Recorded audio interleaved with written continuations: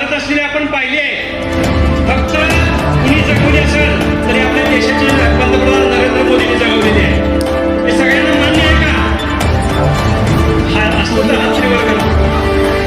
त्यांना कुणाकडून एक रुपये घेतला नाही का? घेतलेला आहे? घेतलेला आहे का?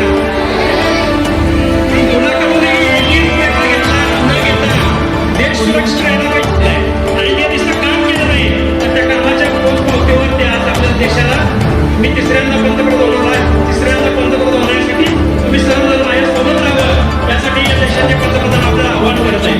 आणि त्याच्याच माध्यमातून आदरणीय धैर्यशील मानेदादांना आपण प्रचंड मताने निवडून द्यायचं आहे. फक्त निवडून द्यायचं नाही आहे. धैर्यशील मानेदादांचं गेल्या वर्षी गेल्या पंचवार्षिकच्या माध्यमातून 75,000चं लीड होतं ते यापेक्षाही जास्त झालं पाहिजे. याच्यासाठी आपण या ठिकाणी आपण सर्वांनी प्रयत्न करायचा आहे. प्रयत्न करत असताना कोणतीही जनता चाललेल्या या घडामोडीत आपल्याला भूलथापा दाखवतील. काही नेते मंडळी तुम्हाला चुकीचं सांगतील. पण ही जी मंडळी आहे स्टेजवर बसलेली मंडळी आहे नागेशराव, सगळ्यांची नावं घेतली पाहिजे. ही बसलेली मंडळी आहे. तुम्ही या सर्वांच्याकडे जर बघितला धैर्यशील माने या ठिकाणी नाही आले तरी काय अडचण नाही.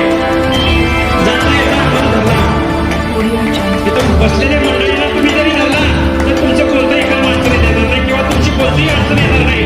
अशी ही सर्व मंडळी या ठिकाणी आहे. आणि या सर्व जणांना आपल्या सर्व बसलेल्या सर्व जणांच्यावर कॅप्टन कोण आहे तर हिंदुराव नाना आहे.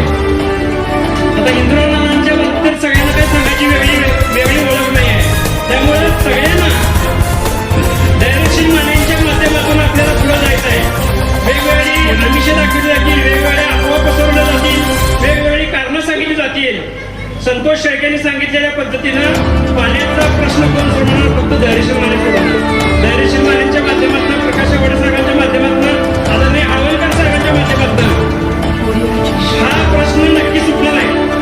पाण्याचा विषय घेतल्यानंतर महिला त्याला काय त्रास होतो, त्याची काय परिस्थिती होते, पाण्याचा दिवस ज्या दिवशी येतो त्यावेळेला आम्हाला फोन कार्यकर्ते म्हणून येते म्हणून आम्हाला फोन येत असताना महिला भगिनीला पाण्याचा किती त्रास होतो हे आम्ही बघितलेला आहे. त्यामुळे येत्या काळात सोडून पाणी योजनेच्या माध्यमातून जी आपली योजना आहे ती नक्की पूर्णत्वास जाईल. त्यासाठी धैर्यशील मानेंना आपण प्रचंड मताने निवडून द्यायचं आहे.